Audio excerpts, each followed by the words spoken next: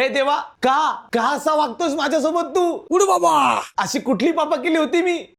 अरे कामावरनं घरी आलो तर हसरे चेहरे बघायचे असतात रे, पण नाही, फुगलेले, रडलेले, रुसलेले असेच चेहरे बघायला लागतात. अबे साले, काय झालं तुला फुगायला? अबे मला भूक लागलेली आहे. मग भूक ना हा?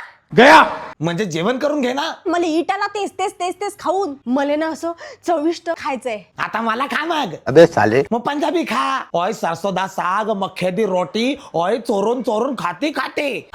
हे पाय, डिलिव्हरीच्या पहिले तर लोक माया मागे लागले होते, मैदा नको खाऊ, मसाले नको खाऊ. आता डिलिव्हरीच्या नंतर नुसतं वरणाचं पाणी आणि मेथीची भाजी. मला ना असं स्वादिष्ट, चविष्ट, दर्जेदार, चमचमीत अशी महाराष्ट्रीयन थाली खायची आहे, जे खाल्ल्यावर मला माझ्या आईची आठवण येईल. अच्छा, आता त्यासाठी मी तुझ्या माहेरी जाऊ, तुझ्या आईला तिथनं घेऊन येऊ, तिच्याकडनं स्वयंपाक बनवून घेऊ आणि मग तिला परत माहेरी सोडू, हे करू का मी? हेंबाडे, एवढं काही करायची गरज नाहीये. त्यासाठी एक ठिकाण आहे, hotel Purnabramha, the largest Maharashtrian restaurant. इथे तुम्हाला महाराष्ट्रीयन थाली बरोबर महाराष्ट्रातील चव, गोडवा आणि संस्कार बघायला मिळतील. इथे तुम्हाला अस्सल महाराष्ट्रीयन पद्धतीच्या वेगवेगळ्या भाज्या, पोळी, भात, डाळ, त्याचबरोबर लहान मुलांसाठी बालगोपाल मेनू सुद्धा मिळतील. आणि या उन्हाळ्याच्या दिवसात आम्रखंड, आमरस, आमपणा आणि आम्रपियुष हे प्यायला नक्की भेट द्या हॉटेल पूर्णब्रह्मला.